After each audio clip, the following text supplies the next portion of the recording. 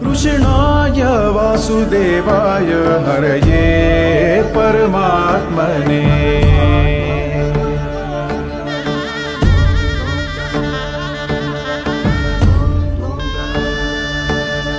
प्रणतक्लेशनाशाय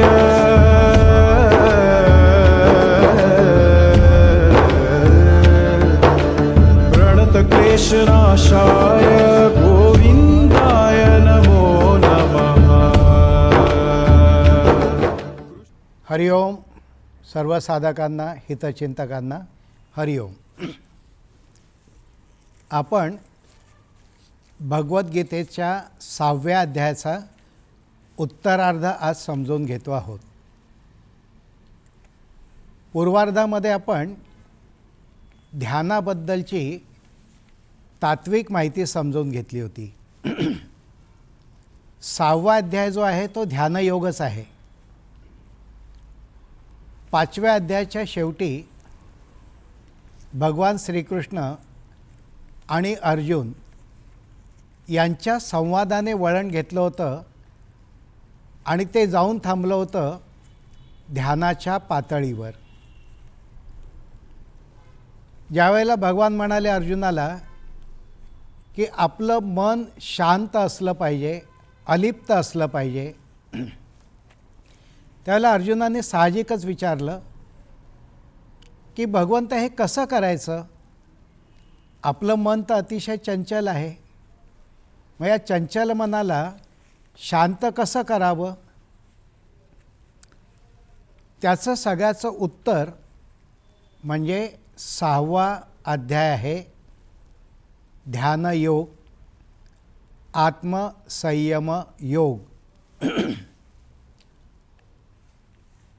याच्यावर आपण पूर्वार्धात असं म्हटलं की ध्यान म्हणजे नक्की काय आहे, ध्यानाची व्याख्या काय आहे,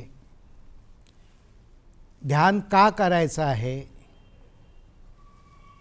ध्यानाचे उद्देश काय असले पाहिजेत, त्याचप्रमाणे ध्यान करत असताना आपलं मन स्थिर कसं असलं पाहिजे, ह्या सगळ्या गोष्टी 6व्या अध्यायात आपण पाहिलेल्या आहेत। मग या आत्ताच्या पाठाचं वैशिष्ट्य काय आहे? हे वैशिष्ट्य आहे ते म्हणजे गीतेवरच भाष्य करताना ज्ञानेश्वर माऊलींनी 6व्या अध्यायामध्ये ध्यानाचं सूक्ष्म रूप मांडलेलं आहे आणि ते आहे कुंडलिनी ध्यान किंवा षटचक्र ध्यान। आजच्या आपल्या पाठाचा तो विषय आहे। श्रीकृष्णांनी कुंडलिनी हा शब्द वापरलेला नाही आहे, त्यांनी ध्यान हा शब्द वापरलेला आहे आणि त्याच्याबद्दलची प्रक्रिया सांगितलेली आहे। पण ज्ञानेश्वर माऊलींनी थोडं स्वातंत्र्य घेतलं आणि कुंडलिनी ध्यान याची सविस्तर माहिती, वर्णन या 6व्या अध्यायाच्या निमित्ताने केलेलं आहे। त्यांचं कुंडलिनीबद्दलचं वर्णन फार सुंदर आहे। माऊली म्हणतात, नागिणीचे पिले कुंकुमे नहाले, वळण घेऊन आले सेजे जैसे, अधोमुख सर्पिणी मोटकी औट वळणी, अधोमुख सर्पिणी निदेली असे। म्हणजे काय?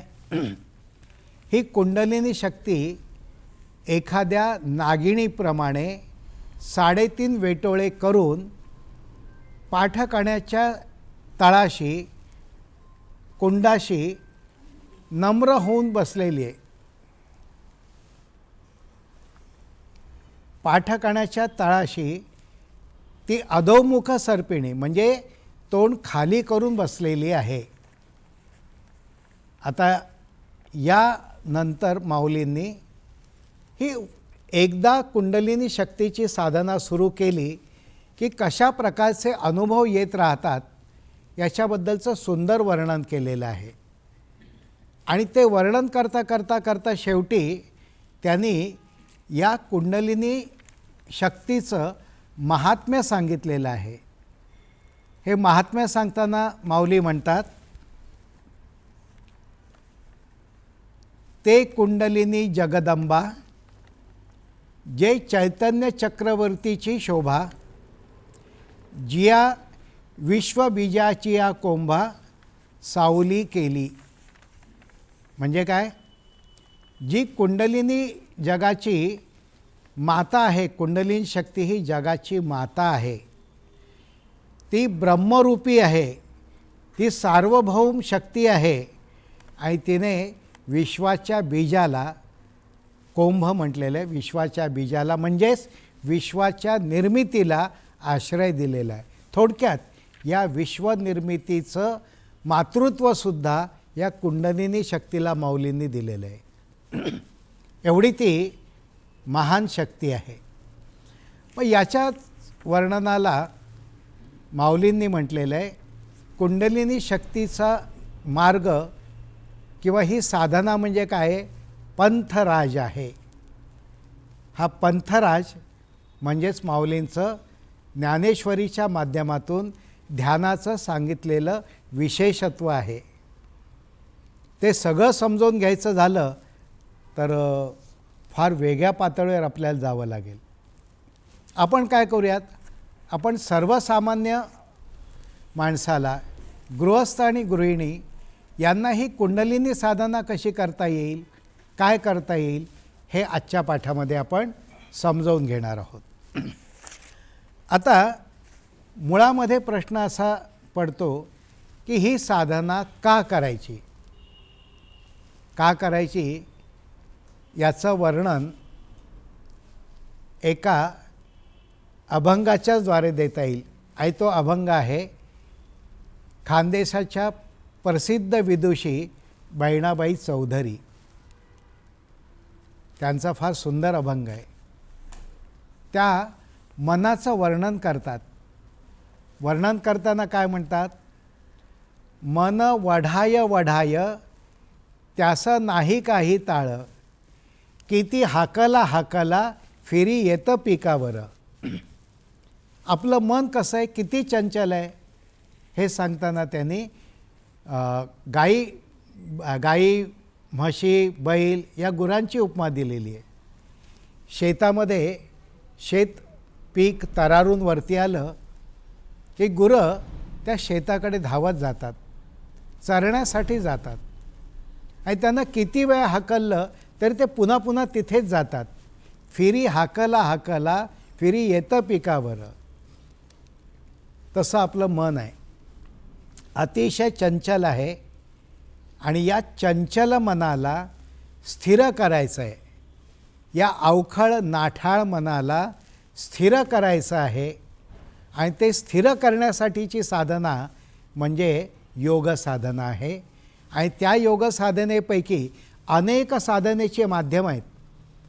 ओंकार ध्यान आहे, आपल्या आराध्य दैवतेचं ध्यान आहे, आपल्या गुरूंचं ध्यान आहे, एखादा फोटो, एखादी मूर्ती, एखादं प्रतीक त्याच्यावरचं ध्यान आहे. पण आज आपण पाहतोय ते ज्ञानेश्वरी माऊलींनी सांगितलेल्या पंथराजाचं म्हणजेच कुंडलिनी ध्यानाचं वेगळेपण. आपलं जे चंचल मन आहे, हे चंचल मन जे आहे त्यामुळे आपलं खूप नुकसान होतं. मनामध्ये सातत्याने येणारे विचार जे असतात त्यामुळे माणसाचं वागणंसुद्धा सैरभैर होऊन जातं. त्या सैरभैर वागण्यामुळेच आपल्या जीवनाची हानी होत असते. मग त्याच्यावर उपाय काय आहे? त्याच्यावर उपाय आहे मनाची स्थिरता करण्यासाठी साधना म्हणजेच एका बाजूने अध्यात्म साधना किंवा वैराग्य आणि दुसऱ्या बाजूने अभ्यास. अभ्यास आणि वैराग्य या दोन माध्यमातून मनाला स्थिर करता येईल असं श्रीकृष्ण भगवान सांगतात. मग अभ्यास म्हणजे काय?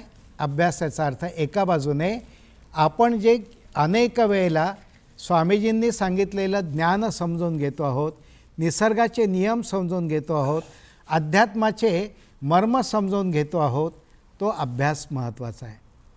आणि त्याला जोडलेलं वैराग्य याचा अर्थ एका प्रकारे साधना आहे. वैराग्य याचा अर्थ आपल्यापुरता संयम, मर्यादित का होईना मनाचा संयम हे घ्यायचं आहे. आता हे मन चंचल किती आहे, स्वामीजींनी एकदा फार सुंदर वर्णन केलं होतं. एका कवीच्या माध्यमातून हे वर्णन केलं होतं आणि त्यावेळेला एका माकडाची उपमा दिली होती. आता आपल्या सगळ्यांना माहिती आहे की माकड हे एका जागेवर 10 मिनिटं तरी स्थिर बसू शकेल का? काय वाटतं? बसेल? अजिबात नाही. चंचल असतं, सतत उड्या मारत असतं. आता अशा माकडाच्या हातामध्ये एक कमळाचं पान दिलेलं आहे. आता त्या कमळाच्या पानावर पाऱ्याचा थेंब ठेवलेला आहे किंवा पाऱ्याचा भाग ठेवलेला आहे, एक छोटासा कण. आता मुळात कमळाच्या पानावर पाण्याचा थेंबसुद्धा स्थिर राहत नाही आणि पाऱ्याचा कण आपल्या हातातही स्थिर राहत नाही. तो चंचल पारा कमळाच्या पानावर ठेवला आहे. ते कमळाचं पान माकडाच्या हातात आहे. माकड उड्या मारतं आहे आणि तशात ते दारू प्यायलेलं आहे. झालं वाटोळं. राहील का स्थिर तो पाऱ्याचा कण? नाही. पण कवी म्हणतो की एक वेळ तो पाऱ्याचा कण परवडला, माणसाचं मन परवडत नाही. जेवढं तुम्ही ध्यानाला स्थिर बसायचा विचार करता तेवढे मनामध्ये अनेक विचार येतात. आमच्या एका मित्राने याबद्दलचा एक सुंदर संदर्भ दिला होता आणि तो असा दिला होता की आपल्या मनामध्ये ध्यानाला बसल्यानंतर अनेक विचार घोंगावतात, अनेक विचार येतात. का येतात? ते विचार येतात म्हणजे आपल्या मनामध्ये व्यत्यय येत असतो का? मुळामध्ये ते का येतात? तर त्याचं उत्तर आहे की ध्यान ही एक प्रकारची ऊर्जा आहे आणि ही ऊर्जा ज्यावेळेला आपण जागृत करायचा प्रयत्न करतो त्यावेळेला कळत नकळत आपल्या मनातले अनेक विचार जे असतात, अनुभव जे असतात ते जागृत व्हायला लागतात. कळत नकळत ते जागृत होतात आणि ते जागृत व्हायला लागले की हळूहळू ते डोकं वर काढायला लागतात. मग साधनेचं माध्यम काय सांगतं? ते विचार हळूहळू वरती येत आहेत, येऊ द्या. गढूळ पाण्यामध्ये दगड टाकल्यानंतर गाळ वरती येतो की नाही? तसं तो वरती येतो आहे. पण मग पुन्हा काय करायचं आहे? पुन्हा ते पाणी स्थिर होऊ द्यायचं. पाणी स्थिर झाल्यानंतर काय होतं? गाळ आपोआप खाली बसतो. तसे मनातले विचार आपल्याला हळूहळू तळाशी न्यायचे आहेत, मनाच्या तळाशी न्यायचे आहेत आणि त्यासाठी ही सगळी साधनं आपल्याला करायची आहे. आता याच्या पुढे जाऊन आपल्याला पाहायचं आहे ते म्हणजे पतंजली मुनींनी पतंजली योगामध्ये जे सांगितलेलं आहे हे अप्रतिम वर्णन आहे. त्यांनी त्या सूत्रांची सुरुवातच केलेली आहे, योगश्चित्तवृत्ती निरोधा. योग कशासाठी आहे? मनात निर्माण होणारे विविध विचार आहेत, या विचारांना एक बांध घालायचा आहे, संयम निर्माण करायचे. चित्तवृत्तींचा निरोध म्हणजे एका प्रकारे बांध घालायचा आहे, संयम करायचा आहे. मग त्यासाठी यम, नियम, आसन, प्राणायाम, प्रत्याहार, धारणा, ध्यान, समाधी हे सगळे त्याचे टप्पे आहेत. अष्टांग साधन आहे. हे प्रत्येक गोष्ट महत्त्वाची आहे.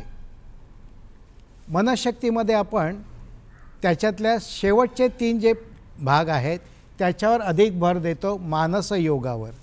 मग पहिले 5 महत्त्वाचे नाही का? आहेतच. त्याच्या पुढे जाऊन आपल्याला करायचं आहे धारणा, ध्यान आणि समाधी. आपण मागच्या वेळेला पाहिलेलं आहे. धारणा म्हणजे काय? ध्यानासाठी घ्यायचं माध्यम आणि ते माध्यम जे आहे त्याचा रंग रूपाशी एकरूप होणं, आकाराशी एकरूप होणं माध्यमाशी एकरूप होणं. ध्यान म्हणजे काय? त्याच्या फक्त बाह्य रूपाशी नव्हे, त्याच्या गुणांशी, त्याच्या शक्तीशी एकरूप होणं. आणि ध्यान म्हणजे समाधी. त्या समाधीमध्ये आपण जी साधना करतोय त्याचं रंगरूप, त्याचे गुण, त्याचे शक्ती याच्याशी दीर्घकाळ एकरूप होण्याची साधना म्हणजे समाधी आहे. सम करायची. मग हे सगळं करत असताना आपण कुंडलिनीच्या बद्दल ज्यावेळेला विचार करतो त्यावेळेला लक्षात घ्यायला पाहिजे की कुंडलिनी योग ही एक अतिशय समृद्ध आणि प्राचीन परंपरा आहे. याची सुरुवात जी झालेली आहे ही याज्ञवल्क्य ऋषींपासून झालेली आहे. एकदा याज्ञवल्क्य ऋषी आणि मैत्रेयी म्हणजे एका अर्थाने त्यांची परमशिष्या होती, पत्नी होती, पण पत्नीपेक्षासुद्धा ती साधनेतली एक पार्टनर, एक सहचारिणी होती. तिने विचारलं की मन कशा तऱ्हेने शांत करता येईल. आणि त्याचं उत्तर म्हणजे याज्ञवल्क्य ऋषींनी केलेलं कुंडलिनी साधनेचं वर्णन आहे. त्याही नंतर अनेक तऱ्हेच्या ऋषीमुनींनी, साधू संतांनी, अनेक तत्ववेत्यांनी कुंडलिनी साधनेबद्दल भरपूर लिखाण केलेलं आहे. पण या सगळ्यामध्ये ज्ञानेश्वर माऊलींनी 6व्या अध्यायात पंथराज म्हणून केलेलं वर्णन जे हे अतिशय मूलभूत आणि वैशिष्ट्यपूर्ण आहे, जे मगाशी आपण थोडंसं समजून घेतलं. बरोबर आहे ना?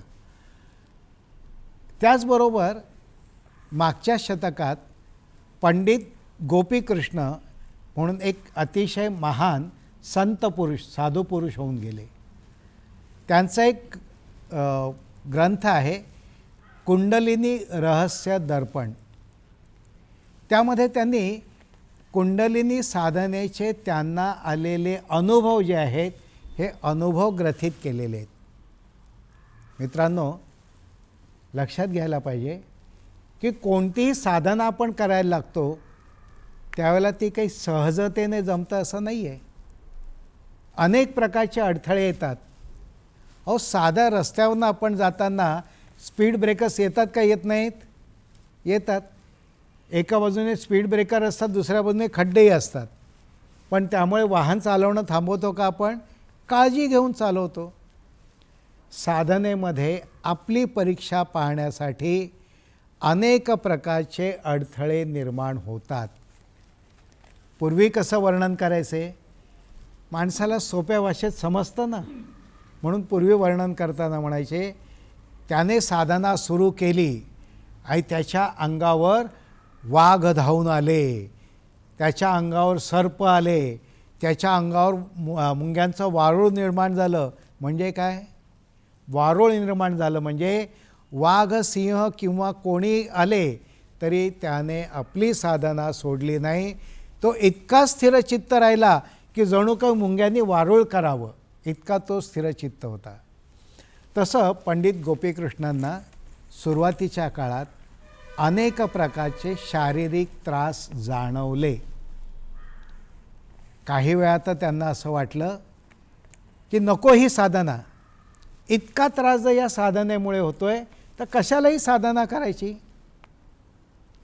पण त्याच ठिकाणी त्यांचा परीक्षेचा क्षण होता आणि त्यांनी थोडंसं चिंतन केलं आणि ते म्हणाले की ज्या अर्थी अनेक ऋषीमुनींनी ही साधना सांगितली आहे त्या अर्थी त्याच्यात काहीतरी वेगळेपण असलंच पाहिजे ना. मग आपण थोडेफार आपल्याला त्रास होत आहेत म्हणून ही साधना सोडायची आहे का? नाही. त्यांनी ती साधना चालू ठेवली आणि मग मात्र त्यांना अनेक प्रकारचे दिव्य अनुभव आले. त्याचं वर्णन त्यांनी कुंडलिनी रहस्य दर्पण या ग्रंथात केलेलं आहे. मराठी इंग्लिशमध्ये हा ग्रंथ उपलब्ध आहे, अवश्य तुम्ही वाचा. त्यांनी म्हटलेलं आहे की कुंडलिनी शक्ती जी आहे ही प्राणशक्तीचा सुप्त खजिना आहे. सुप्त म्हणजे पोटेंट, सहजतेने दिसणारा नाही आहे, पण प्राणशक्तीचा खजिना आहे. आणि कुंडलिनी योग म्हणजे काय, तर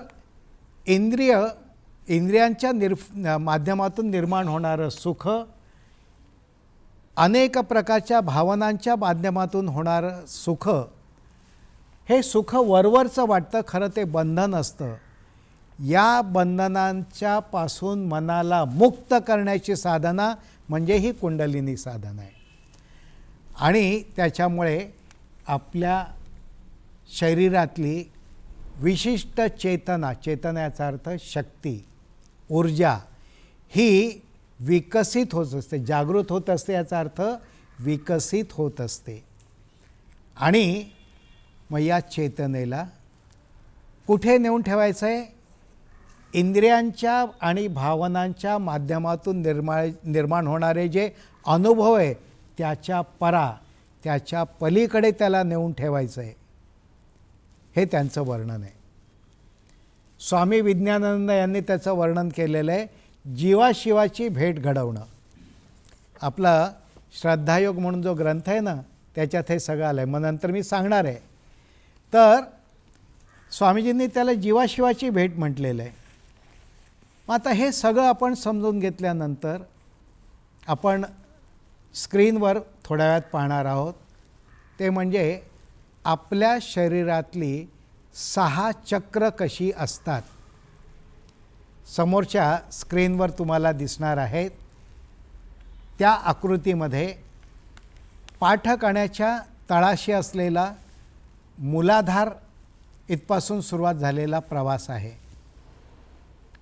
ही 6 चक्र म्हणजे शरीरातली 6 शक्तिस्थानं आहेत. ही 6 चक्र दिसतात का? नाही दिसत, ती अनुभवता येतात. मनातले विचार तरी दिसतात का? मनातल्या भावना दिसतात का? नाही ना. माझ्या मनात सुखाची भावना निर्माण झाली आहे, माझ्या मनात चहा घ्यायचा आहे, माझ्या मनात वडा खायचा आहे, माझ्या मनात अमुक सुख घ्यायचं आहे, मनात इच्छा आली. इच्छा दाखवता येईल का? नाही. अरे साधी इच्छा दाखवता येत नाही, तर या सगळ्याचं मूळ, त्याच्या पलीकडे असणारी जी शक्ती आहे ती दाखवणार कशी? ती अनुभवता येते. याच्याबद्दल सर जॉन वुड्रॉफ या पाश्चात्य संशोधकाने सुद्धा भरपूर अभ्यास केलेला आहे. आणि या 6 चक्रांना त्यांनी इंग्लिशमधली नावंसुद्धा दिलेली आहेत. समोरच्या आकृतीत तुम्हाला दिसतं आहे, त्यामध्ये काय आहे, पाठीच्या कण्याशी आहे मूलाधार चक्र, त्या मूलाधारापाशी आहे तांबडा रंग.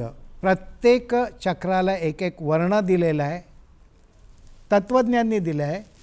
त्याबरोबर त्याला पाकळ्यासुद्धा किती असतात ते दिलेलं आहे. त्या प्रत्येकाला बीजमंत्रही दिलेला आहे. पण आपल्याला एवढ्या सूक्ष्मात जायचं नाही, म्हणून फक्त रंगापुरतं आपल्याला सांगतो आहे. मूलाधार म्हणजे तांबडा रंग, इंग्लिशमध्ये त्याला म्हटलं आहे पेल्विक प्लेक्सस. त्यानंतर ओटीपोटाच्या ठिकाणी आहे स्वादिष्ठान, पिवळा रंग, एऑर्टिक प्लेक्सस. त्यानंतर आपल्या नाभिकमलापाशी आहे, त्याला नाभिकमल चक्रही म्हणतात किंवा मणिपूर चक्र, निळा रंग, सोलर प्लेक्सस. हृदयाच्या ठिकाणी आहे अनाहत, जांभळा रंग, कार्डियक प्लेक्सस. कंठापाशी म्हणजे गळ्यापाशी आहे विशुद्ध चक्र, करडा रंग, सर्वायकल गँग्लिओन. कपाळाच्या मध्यभागी, भ्रूमध्याच्या वरच्या बाजूला मध्यभागी आहे आज्ञाचक्र, शुभ्र वर्ण आणि थॅलॅमस म्हटलेलं आहे. आणि त्याच्यावरती आहे ते सगळ्यात वरती टाळूच्या ठिकाणी, त्याला म्हटलं आहे सहस्रार चक्र. विविध वर्णांची एकत्रता असलेला तो कृष्ण वर्ण आहे, त्याला म्हटलं आहे क्राऊन प्लेक्सस. तर असे हे 6 चक्र आहेत. मग तुम्ही म्हणाल की अहो या सगळ्याला रंग दाखवला आहे, म्हणजे आम्हाला हे रंग दिसणार आहेत का? साधनेच्या काळामध्ये अनेक प्रकारचे अनुभव येऊ शकतात. हाच वर्ण तुम्हाला दिसेल असं नाही, ह्याच पाकळ्या दिसतील असं नाही, हाच बीजमंत्र मनात येईल असं नाही. विविध अनुभव येतील, पण ते अनुभवामध्ये अडकायचं नाही. हे सगळे अनुभव म्हणजे स्पीड ब्रेकर्स आहेत. त्याच्या पलीकडे लक्षात घ्या, अनुभव येतीलच. काही वेळेला तुम्ही ध्यानाला बसलेले असाल, सुरुवातीला पाठीचा कणा ताठ असला तर कदाचित नंतर त्याला बाक येईल.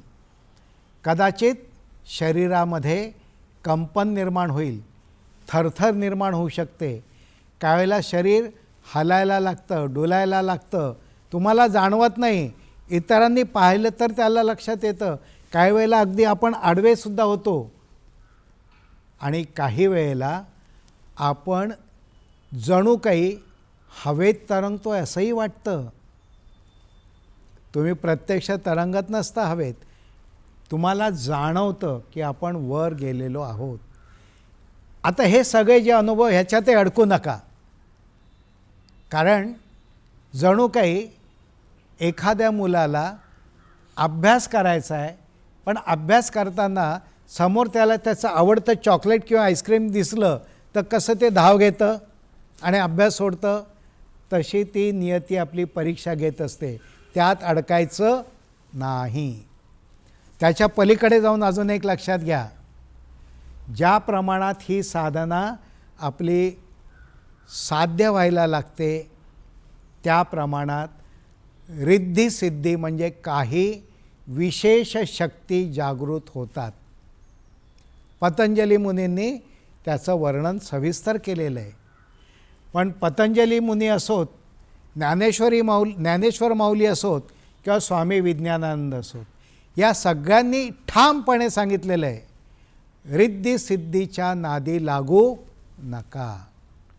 आपल्या साधनेतले ते खूप मोठे अडथळे आहेत. पूर्वी साधना करताना त्यांना जसं इंद्रदेव त्यांची साधना मोडण्यासाठी, व्यत्यय आणण्यासाठी अनेक तऱ्हेने प्रयत्न करायचा ना, आपण वाचलेलं आहे पुराणांमध्ये. आणि तसंच काही वेळेला जणू काही राक्षस आलेले आहेत असंही वर्णन आहे. तेव्हा मोह असो किंवा भीती असो, या सगळ्यामुळे आपण जर विचलित झालो तर ती साधना खुंटली. रिद्धी सिद्धी ह्या तशा प्रकारच्या आहेत. एका प्रकारे मोह निर्माण करणारे आहेत, दुसऱ्या बाजूंना भय घालणारे आहेत. या सगळ्यापासून आपण अलिप्त राहायचं आहे आणि आपल्या ध्यानाच्या शांत अवस्थेत आपल्या पाठीच्या कण्याशी असलेला जी मूलाधार शक्ती आहे त्याच्याशी एकरूप व्हायचं आहे. तुम्हाला काही वेळानंतर ध्यानाची अनुभूती घ्यायची आहे, प्रात्यक्षिक करायचं आहे. त्यावेळेला समोरची जी आकृती असेल त्याच्या पाठकण्याशी असलेला जो मूलाधार चक्र आहे, तांबडा वर्ण, त्याच्याशी एकरूप व्हायचं आहे. त्यानंतर एकेका वर्णाचं, एकेका चक्राचं वर्णन येईल, त्या त्या चक्राशी तुम्ही एकरूप व्हायचं आहे. तुम्ही काहीही बोलायचं नाही आहे, फक्त आवाज ऐकायचा आहे. त्याला आपण म्हणतो गायडेड मेडिटेशन. म्हणजे तुम्हाला सूचना देत देत केलेलं मार्गदर्शन आणि ध्यान. स्वामीजींनी बुद्धियोग, भाग्ययोग, श्रद्धायोग या ग्रंथांमध्ये या सगळ्या साधनेचं स्क्रिप्ट म्हणजे वर्णन लेखी स्वरूपात दिलेलं आहे. ते तुम्हाला ग्रंथामध्ये उपलब्ध आहे. आपण जे साधना घेणार आहोत त्याच्यामध्येही ते तुम्हाला ऐकू येणार आहे. काही वेळेला ऐका, 4-5 वेळा ऐकल्यानंतर तुम्हाला त्याचा अर्थ लक्षात येईल. त्यानंतर मग तुम्ही डोळे उघडे ठेवून किंवा डोळे मिटून साधना केली तरी चालणार आहे. आणि अशा वेळेला मग आपल्या शरीरातली ती सुप्त शक्ती हळूहळू हळूहळू ऊर्ध्वगामी होणार आहे. या ठिकाणी थोडासा तुम्हाला धोक्याचा इशारा दाखवून ठेवणार आहे, तिथे आपण आता वळूयात. आता या ठिकाणी थोडासा धोक्याचा इशारा आणि काय काळजी घ्यायची आहे तो भाग सांगतो. बरेच वेळेला असा शब्दप्रयोग आपण ऐकतो की कुंडलिनी शक्ती जागृत करा. आणि कुंडलिनी शक्ती जागृत करा असं म्हणताना त्याला वेगवेगळ्या पातळ्यांवरनं दीक्षा देणं, शक्तिपात करणं असेही शब्द आपण ऐकलेले असतील. एक लक्षात घ्या, कुंडलिनी साधना करताना योग्य मार्गदर्शन असणं गरजेचं आहे. दीक्षा घेणं किंवा शक्तिपाताच्या माध्यमातून शक्तीची साधनेची देवाणघेवाण करणं ही एवढी सोपी गोष्ट नाही आहे.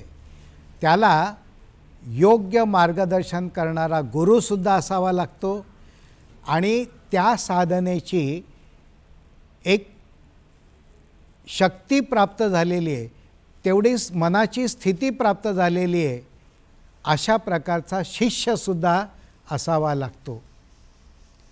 तो सुद्धा योग्यतेचा झालेला आहे का हे पारखावं लागतं.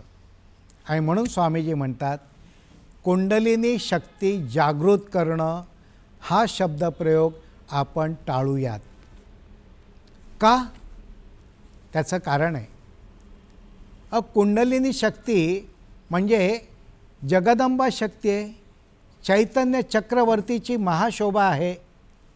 मग ही शक्ती ही झोपलेली असणार आहे, निद्रिस्त असणार आहे? नाही, ती जागी आहेच. त्याच्याबद्दलचं आपलं अज्ञान आहे, त्या अज्ञानामुळे आपल्याला कळत नाही आहे. आणि म्हणून आपलं अज्ञान आपण दूर करायचं आहे. ते अज्ञान दूर झालं की त्या शक्तीची अनुभूती, जाणीव आपल्याला व्हायला लागेल. स्वामीजी म्हणतात शक्ती ही निद्रिस्त नसते, ती फक्त सुप्त असते, पोटेंट असते, पोटेन्शियल आहे. आणि ती शक्ती तुमची साधना जसजशी प्रगत होईल तशी ती कायनेटिक म्हणजे प्रवाही होणार आहे. म्हणून मी शक्ती जागृत करतोय, कुंडलिनी शक्ती हा शब्दप्रयोग आपण टाळायचा आहे, आपलं अज्ञान दूर करायचं आहे. एक उपमा आहे, सोपी आहे. समजा एक तांब्याची तार आहे आणि त्याच्यामधून वीज जाऊ शकते अशी ती तार आहे. बटन ऑफ केलेलं आहे आणि त्या तांब्याच्या तारेला तुम्ही हात लावला तर काही तुम्हाला त्रास होईल का? नाही. पण बटन ऑन केलं तर काय होईल? शक्ती जाणवेल का जाणवणार नाही? अरे शॉक बसेल, जाणवेल काय? धक्का बसेल. शक्ती आहे, आपण त्याचं बटन ऑन करतो म्हणजे योग्य संकल्प करणं. लक्षात घ्या, तुम्ही बटन ऑन करणं म्हणजे योग्य संकल्पाने साधनेची सुरुवात करायची आहे. आता तुम्ही म्हणाल की संकल्प कोणता करायचा आहे? तर गीतेच्या 6व्या अध्यायातला 6वा श्लोक जो आहे, 5वा आणि 6वा, हा त्याला मार्गदर्शन करणार आहे. ही साधना कशासाठी करायची आहे? माझं ध्यानाचं उद्दिष्ट काय असलं पाहिजे? 5व्या श्लोकात म्हटलेलं आहे, उद्धरावा स्वये आत्मा खचू देऊ नये कधी, आत्माची आपुला बंधू आत्माची रूपू आपुला. कशासाठी साधना? उद्धरावा स्वये आत्मा, आपल्या आत्म्याचा उद्धार करायचा आहे, हा आपला हेतू आहे. हा नम्रतेने आपण त्या शक्तीला आवाहन करायचं आहे, तिची प्रार्थना करायची आहे, तिला आज्ञा करायची नाही आहे, उठ, जागी हो. कोण तुम्ही? अहो ती शक्ती महाजगदंबा आहे. तुम्ही नम्र व्हा. एका बालकाच्या नम्रतेने त्या मातेकडे जा, ती माता तुमच्याकडे लक्ष दिल्याशिवाय राहणार नाही. आणि म्हणून हा गैरसमज आपण दूर ठेवायचा आहे आणि शक्तीला शरण जायचं आहे, नम्रतेने आवाहन करायचं आहे. दुसरा भाग स्वामीजींनी जो सांगितलेला आहे तो लक्षात ठेवा. स्वामीजींचं त्याच्यावर विषयोग हा ग्रंथ आहे. त्याच्याबद्दल आत्ता बोलण्याचीही जागा नाही, वेळ नाही, परंतु केव्हा तरी त्याचा अभ्यास आपल्याला करता येईल. आणि त्याच्यात त्यांनी म्हटलेलं आहे की जसजशी ही साधना आपली ऊर्ध्वगामी होते तसतशी ती दुसऱ्या चक्रावर म्हणजे स्वाधिष्ठान चक्रावर गेल्यानंतर मनातल्या काही भावना, सूक्ष्म विकार जाग्या व्हायला लागतात. आणि हे का जागं होतं? त्याचं कारण असं आहे की जी काही जैविक उत्क्रांती झालेली आहे त्या जैविक उत्क्रांतीच्या प्रमाणे काम, क्रोध, लोभ, मद, मत्सर, माया हे षड्विकार आपल्या सजीवामध्ये क्रमाक्रमाने आलेले आहेत. आणि साधना करत असताना क्रमाक्रमाने ते आपल्याला कमी करायचे आहेत. त्याच्याबद्दलची आपली जी एक आवड असते, त्याच्याबद्दलची रुची असते, ती कमी करायची आहे. आपल्या मनातले सगळे विचार शून्यावर आणणं आपल्याला शक्य नाही ना अभिप्रेत नाही. फक्त त्याच्याकडे असलेला ओढा जो आहे हा ओढा हळूहळू कमी करायचा आहे. अगदी काम, क्रोध, लोभ, मद, मत्सर, माया सगळ्या बाबतीत. तर स्वाधिष्ठान चक्रावर आल्यानंतर काही विशिष्ट भावना निर्माण होतात. त्याच्या पलीकडे आपल्याला जायचं आहे, एवढं फक्त आपण लक्षात ठेवायचं आहे. आणि त्यासाठी स्वामीजींनी अजून एका चक्राची माहिती दिलेली आहे, ते म्हणजे प्लीहा चक्र. अर्थात आत्ता आपल्याला त्याच्याबद्दल फार बोलायचं नाही, केव्हा तरी त्या साधनेबद्दल आपण स्वतंत्र बोलूयात. आणि केव्हा तरी माझ्या मनात एक संकल्पना आहे आणि ती म्हणजे स्वामीजींनी जी ही साधना सांगितलेली आहे त्याला त्यांनी नाव दिलेलं आहे आधिभौतिक उत्क्रांती. काय म्हटलेलं आहे? आधिभौतिक उत्क्रांती. डार्विनने सजीवाची उत्क्रांती, भौतिक उत्क्रांती कशी झाली हे सांगितलेलं आहे, पण स्वामीजींनी आध्यात्मिक उत्क्रांती कशी करावी याचं वर्णन केलेलं आहे. अशा प्रकारचं वर्णन करणारे एक महान तत्ववेत्ते स्वामी विज्ञानानंद होते. केव्हा तरी त्याचा अभ्यासवर्ग आपण स्वतंत्रपणे घेऊया. आत्ता सांगायचं आहे त्याप्रमाणे लक्षात एकच ठेवायचं आहे. सारांश म्हणजे माऊलींनी म्हटलं तसं ही कुंडलिनी शक्ती एका नागिणीप्रमाणे आहे. त्या नागिणीची शेपटी धरून तुम्ही हलवायला जाल का? काय हो, नागिण आहे, तिची शेपटी धरून तुम्ही हलवायला गेलात तर काय होईल? हल्ला करेल ना तुमच्यावर. करू नका. एखादा गारुडी असतो, पुंगी वाजवत असतो, त्याला ती त्रास देत नाही, ती त्याच्या तालावर नसते. आपल्याला तेही करायचं नाही. आपल्याला फक्त नम्रतेने शरण जायचं आहे, आवाहन करायचं आहे, प्रार्थना करायची आहे. आणि ती प्रार्थना म्हणजे षटचक्र साधना आहे. मग आता ही साधना करत असताना काही सूचना आहेत, त्या सूचना समजून घ्या. त्या सूचना अशा आहेत. साधना कशी करावी? तर ध्यानस्थळ आपण निवडायचं आहे. ते कसं असलं पाहिजे? ज्ञानेश्वरीत वर्णन केलेलं आहे. साधनेची जागा शांत असावी, वातावरण पवित्र असावं, शुद्ध विचारांचं वातावरण त्या ठिकाणी असावं. अनेक साधना केंद्रांमध्ये असतं, मनशक्ती केंद्रातही अशी साधना स्थिती आहे. आणि त्या ठिकाणी आपण साधना केली तर आपल्याला उत्तम अनुभव येऊ शकतो. मग त्याचं आपल्या साधनेला जोड कशी द्यायची मी सांगणार आहे नंतर. त्याचं उत्तर आहे दुरांत शक्तीचा प्रयोग, पण मी नंतर सांगतो. बैठकीचं आसन शक्यतो पद्मासन किंवा सुखासन असावं. मांडी घालून जमिनीवर बसावं. ज्यांना मांडी घालून बसता येणार नाही काही कारणामुळे त्यांनी खुर्चीवर बसावं. पण दोन्ही वेळेला बसताना आपल्या बसल्यानंतर शरीराचा स्पर्श डायरेक्ट जमिनीला होऊ देऊ नये. मध्ये बॅड कंडक्टर, दर्भासन, लाकडी पाट, सतरंजी, जाड कुठलीही चादर काही चालेल. किंवा तुम्ही खुर्चीवर बसलात तर पायाचा स्पर्श डायरेक्ट जमिनीला होऊ द्यायचा नाही. मग तुम्ही जाड मोजे वापरा, खाली सतरंजी ठेवा, चादर ठेवा, चालेल. का?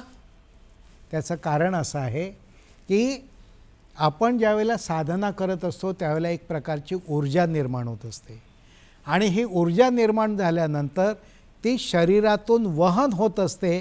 ज्यावेळेला तुमचा स्पर्श जमिनीला होईल त्यावेळेला ती शक्ती कुठे जाईल? मग जमिनीत जाईल. ती आपल्याला जाऊ द्यायची नाही. आणि त्यासाठी मी मागे एक संदर्भ दिला होता स्वामीजींच्याच जीवनातला प्रसंग, तो म्हणजे पूर्वीचे साधू संत पायामध्ये काय घालायचे? कशाच्या असायच्या त्या? लाकडी, बॅड कंडक्टर, लाकूड. पूर्वी साधनेला बसताना लाकडी पाटावर बसायचे. प्रत्येक गोष्टीचं एक वैशिष्ट्य आहे. आपण लक्षात घ्यायचं आहे आसन कसं असावं. बसल्यानंतर पाठीचा कणा सुरुवातीला तरी ताठ असावा, नंतर त्याला बाक आला तरी चालेल. संकल्प जो आहे तो शुद्ध हेतूचा ठेवा, व्यापक हेतूचा ठेवा. मला संपूर्ण समतेपर्यंत जाता येणार नाही, पण जमेल त्या प्रमाणात मी समतेची आराधना माझ्या जीवनाला जोडेन, हा शुद्ध संकल्प ठेवा. नजर कशी असावी? एरवी ध्यानाच्या वेळेला आपण म्हणतो नाकाचा शेंडा, भ्रूमध्य. आणि आत्ता कुंडलिनी ध्यानाच्या वेळेला समोर जर आकृती असेल त्या आकृतीमधले 6 शक्तिस्थानं किंवा 6 चक्र, आणि समोर जर आकृती नसेल तर नाकाचा शेंडा किंवा भ्रूमध्य या ठिकाणी नजर असावी. सुरुवात करताना कमीत कमी 3 वेळेला अनुलोम विलोम करा. म्हणजे डाव्या नाकपुडीने श्वास घ्यायचा, हळू श्वास घ्या, उजव्या नाकपुडीने सोडा, उजव्या नाकपुडीने घ्या, डाव्या नाकपुडीने सोडा, असं 3 वेळा करायचं आहे. ज्यांना ते शक्य होईल त्यांनी ते करा. अजून एक सोपा भाग असा आहे, 3 वेळेला दीर्घ ओंकाराचा उच्चार करा. ओम ओम ओम. जेवढा दीर्घ करता येईल तेवढा करा आणि साधनेला सुरुवात करा. एवढं सगळं झालं की मग ध्यान आपलं व्यवस्थित लागेल. आता या सगळ्यामध्ये ध्यान व्यवस्थित लागण्यासाठी स्वामीजींनी वर्णन केलेल्या एका विशेष शक्तीचं आपण ज्ञान घेऊयात, माहिती घेऊयात. आपण कुंडलिनी शब्द ऐकलेला आहे की नाही? अनेक वेळा ऐकलेला आहे. स्वामीजी म्हणतात आपल्या शरीरामध्ये 2 शक्तिस्थानं आहेत, 2 शक्तीची कुंड आहेत. एक आहे कुंडलिनी शक्ती आणि दुसरी आहे विद्युल्लिनी शक्ती. अशा प्रकारचा अभिनव विचार मांडणारे स्वामी विज्ञानानंद हे एक अपूर्व असे विचार वैज्ञानिक होते, संशोधक होते. त्यांनी असं म्हटलेलं आहे की कुंडलिनी शक्ती ही आपली पाठीच्या कण्याशी आहे, पण विद्युल्लिनी शक्ती कशी आहे? ही आपल्या हृदयाशी जोडलेली आहे. त्यांनी एक सुंदर असं वर्णन केलेलं आहे. आपल्या हृदयाच्या स्थानावर एक चक्र किंवा कप्पी असं समजा. त्या कप्पीला एक दोरा बांधलेला आहे, चेन बांधलेली आहे. या चेनच्या बाजूला आहे विद्युल्लिनी शक्ती, या टोकाला आहे कुंडलिनी शक्ती. आता विद्युल्लिनी शक्ती याचा अर्थ आहे दैनंदिन वापरासाठी उपयोगात आणणारी शक्ती. आपल्या मनात अनेक प्रकारच्या ज्या इच्छा निर्माण होतात, वासना निर्माण होतात, भावना निर्माण होतात, त्याच्या पूर्ततेसाठी आपण जी शक्ती वापरतो त्याचं नाव आहे विद्युल्लिनी. जोपर्यंत ही शक्ती जागृत आहे, जास्त वापरात आहे, त्या प्रमाणात कुंडलिनी शक्ती शांत आहे. मग स्वामीजी म्हणतात आपल्याला कुंडलिनी शक्ती ऊर्ध्वगामी न्यायची आहे ना, मग विद्युल्लिनी शक्ती जी आहे ती शांत करा. याचा अर्थ दैनंदिन जीवनात वापरात येणारी विद्युल्लिनी शक्ती याचा वापर कमी करा. हालचाल होऊ देऊ नका. शरीर स्थिर ठेवा, पण त्याचबरोबर मनातले विचारही स्थिर ठेवा. कारण शरीराच्या हालचालीतून जसा शक्तिव्यय होत असतो तसा भावनांच्या माध्यमातून सुद्धा शक्तिव्यय होतच असतो. तो थांबवा. तो तुम्ही थांबवला की हळूहळू विद्युलिनी शक्ती खाली खाली झाली आहे. त्यालाच कुंडलिनी शक्ती त्या दोराला जोडली आहे. ही खाली जाईल त्या प्रमाणात कुंडलिनी शक्ती कुठे होणार आहे? वर वर होणार आहे. तर ही उपमा लक्षात घ्या आणि त्याप्रमाणे आपण विद्युलिनी शक्तीचा वापर म्हणजेच तिची आठवण, भावनांच्या माध्यमातली आठवणसुद्धा संयमित करायची आहे. मन विचारमुक्त, विकारमुक्त करायचं आहे आणि त्यामुळे आपली कुंडलिनी शक्ती जी आहे ही हळूहळू वर जाणार आहे, म्हणजे ऊर्ध्वगामी होणार आहे. ही ऊर्ध्वगामी होत होत होत होत आज्ञाचक्रापर्यंत त्याचा प्रवास होणार आहे. मगाशी आपण म्हटलं की आज्ञाचक्र म्हणजे सहावं चक्र आहे. अरे पण त्याच्यावरती एक सहस्रार चक्र आहे ना, मग त्याची साधना नाही करायची? स्वामीजींनी तेही खुलासा केलेला आहे. 6 चक्रापर्यंत साधना आपण करायची असते. मी साधना करतो, याच्यातला मी ज्या वेळेला नाहीसा होईल त्यावेळेला ती साधना अपरोक्ष पद्धतीने, पॅसिव्ह पद्धतीने होईल.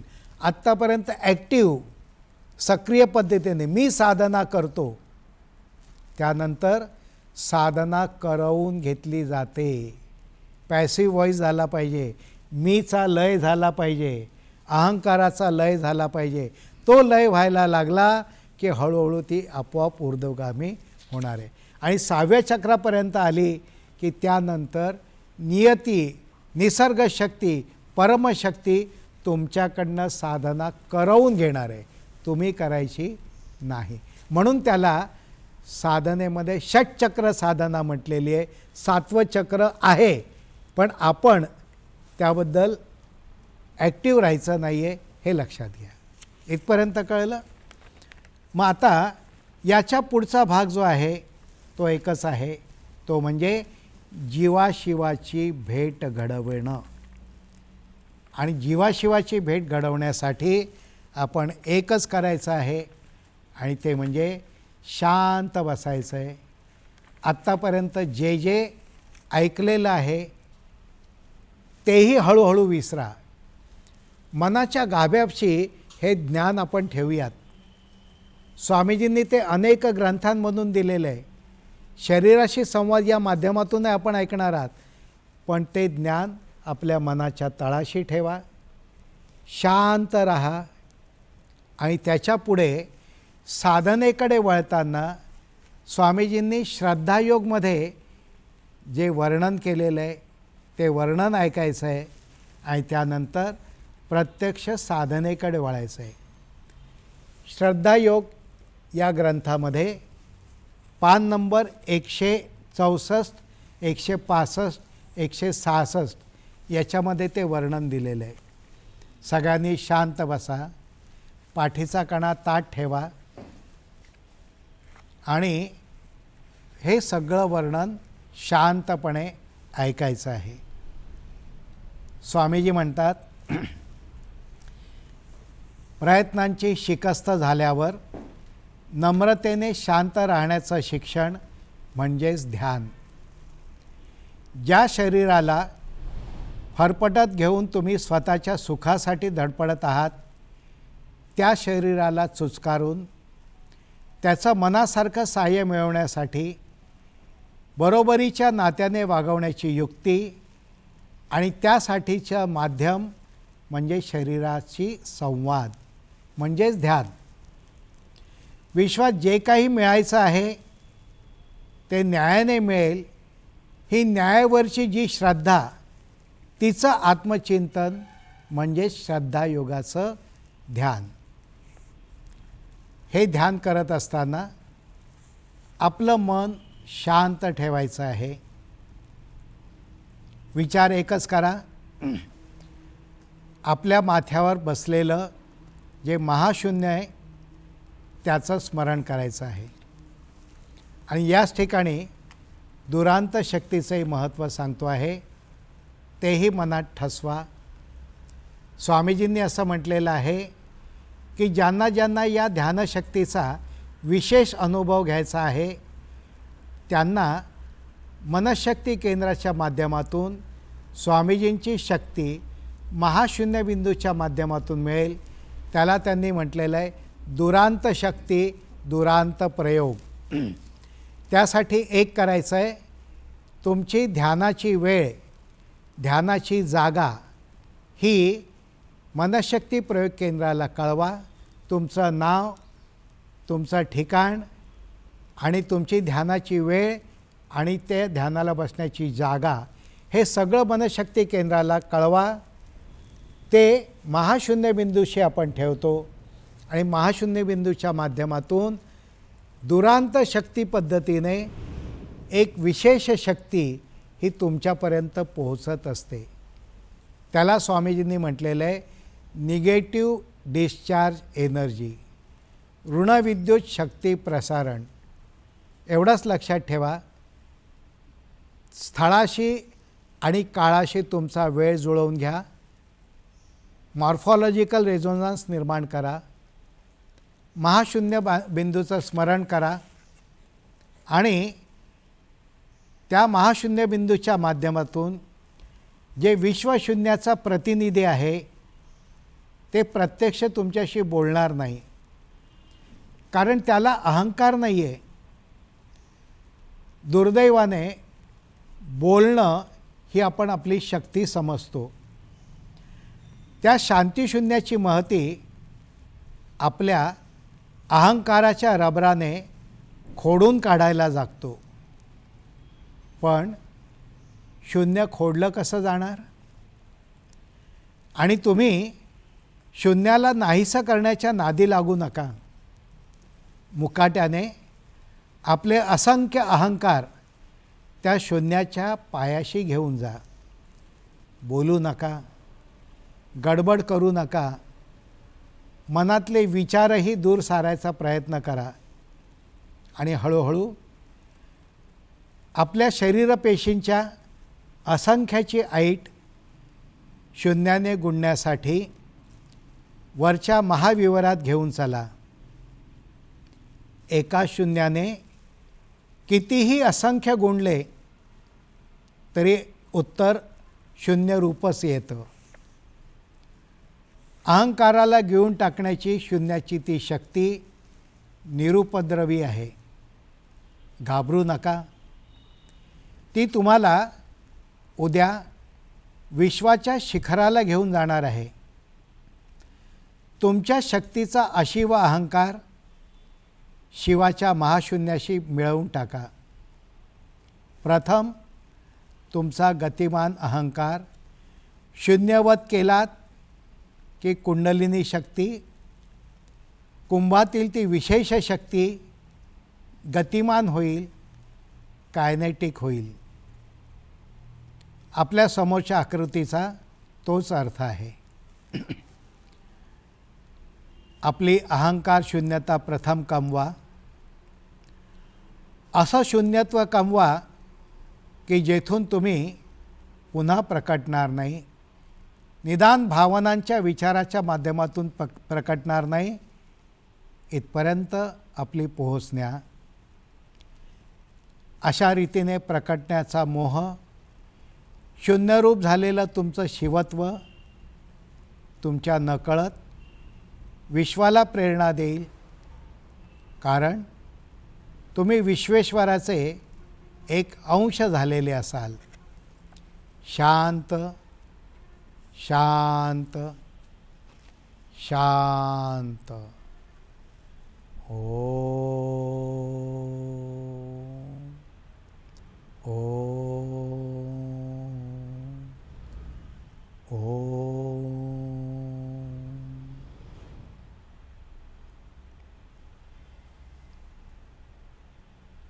हळूहळू समोरच्या आकृतीशी त्याच्या स्मरणाशी एकरूप व्हा. क्रमाक्रमाने एकेका शक्तिस्थानावर मन स्थिर करा. तुम्हाला जे सूचनारूप ध्यानसाधनेचे विचार ऐकवले जातील ते ऐका, त्याचं स्मरण करा आणि आता साधनेला सुरुवात करा. हरि ओम.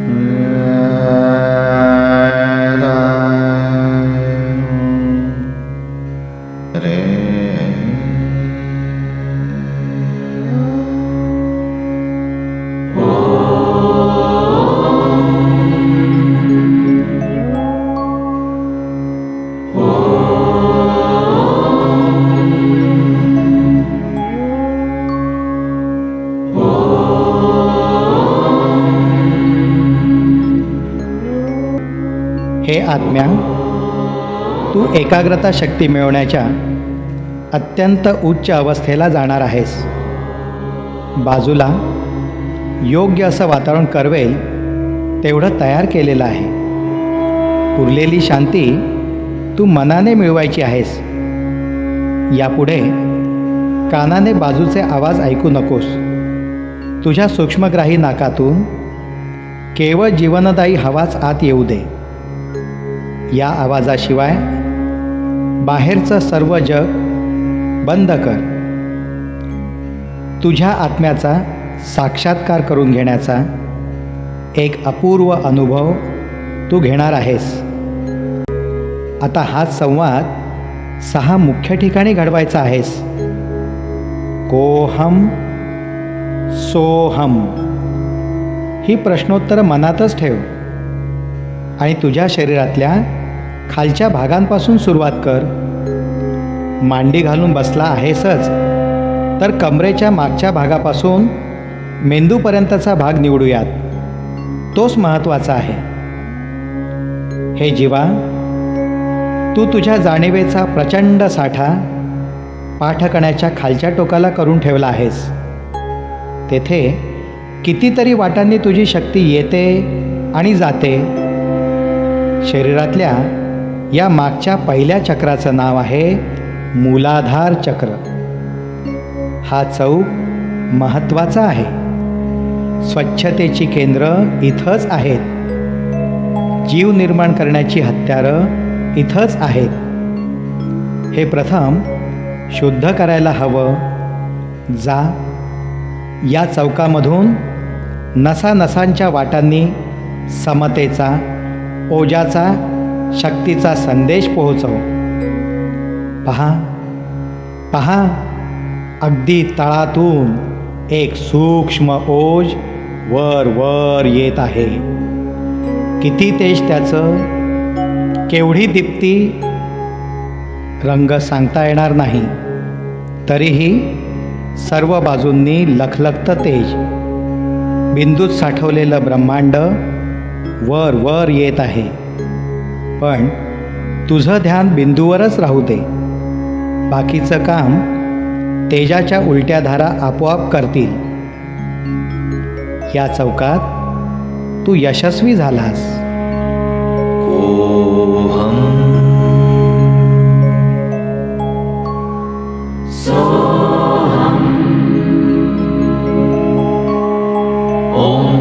सवितुर्वरेण्यं भर्गो देवस्य धीमहि धियो यो नः प्रचोदयात्. ज्यानं तुझ्या जीवनाला स्वच्छता दिली, मूळचं तेज राखायला जागा दिली, तो मूळचा चौक म्हणजे स्वाधिष्ठान चक्र. ते तू ओलांडत आहेस. तेथे पुन्हा प्रश्न विचार. कोहम कोहम. उत्तर येईल सोहम सोहम. तेज तेज तेज तेज.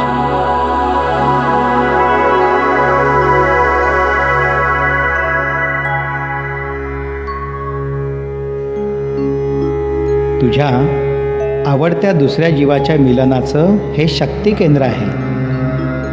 दुसऱ्यावर अवलंबून असणारा वैवाहिक आनंद तू पत्करलेला आहेस, तर त्याचं उत्कृष्टत्व इथं जागृत होईल.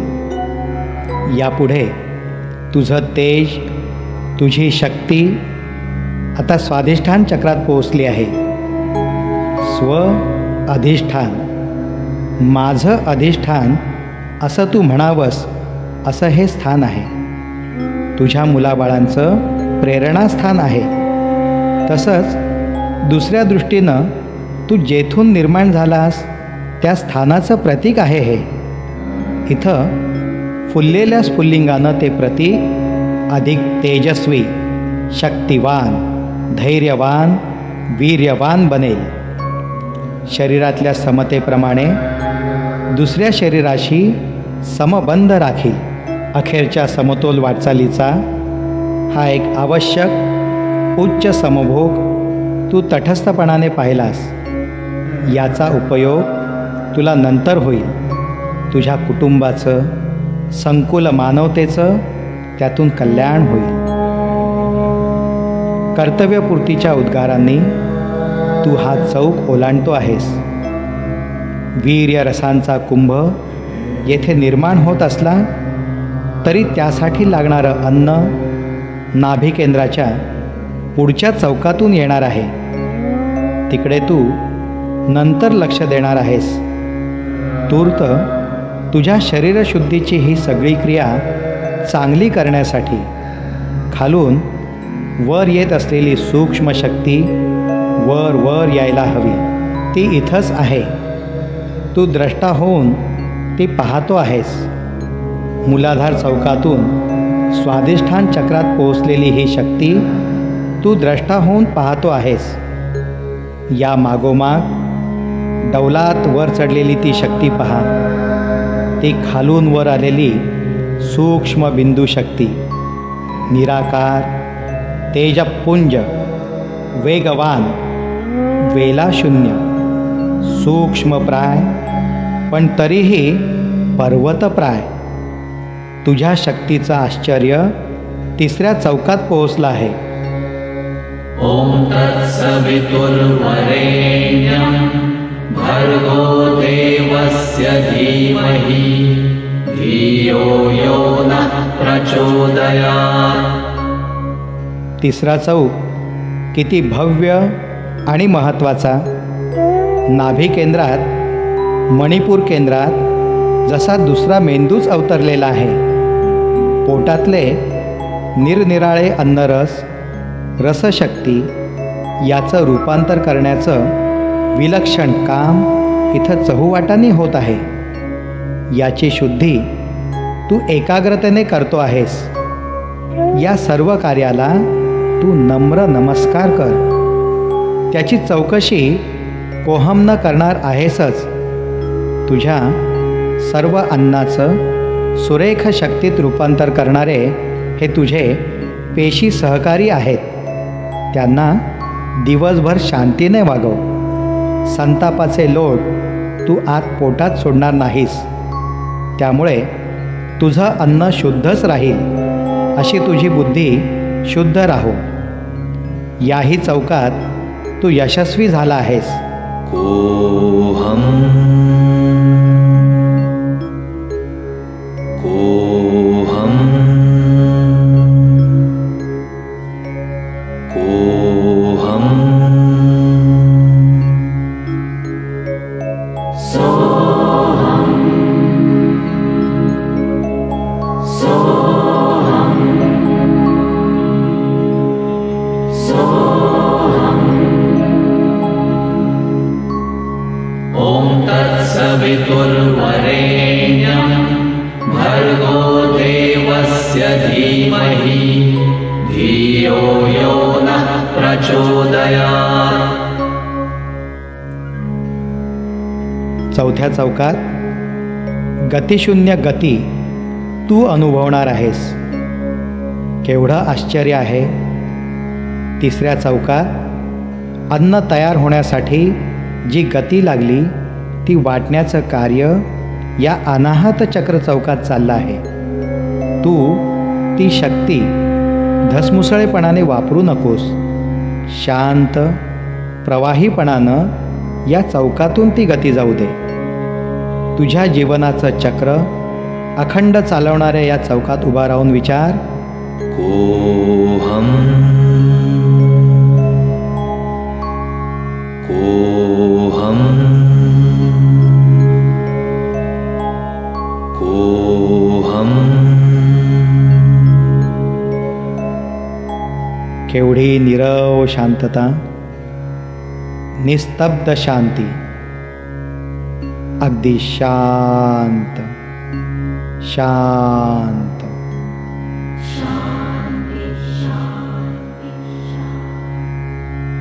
खालपासून वर येणारं तेज तुझ्या या शांतीतच वरपर्यंत चढलं जात आहे.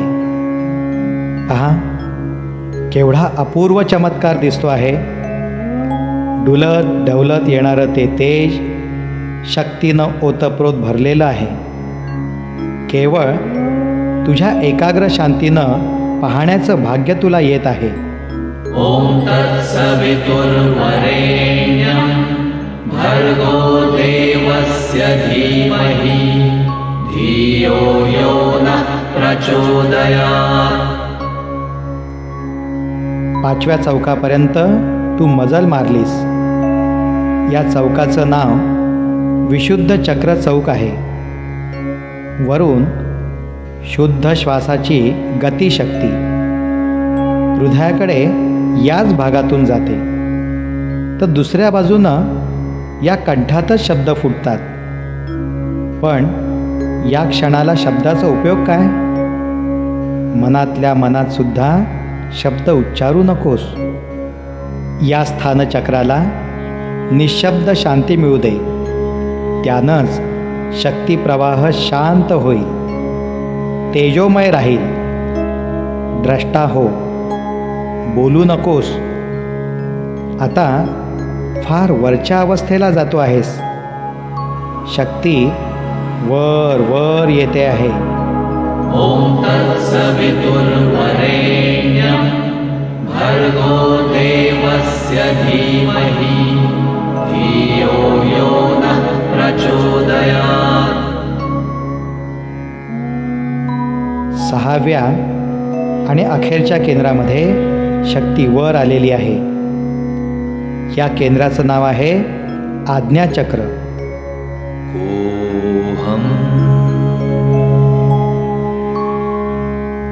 सोहम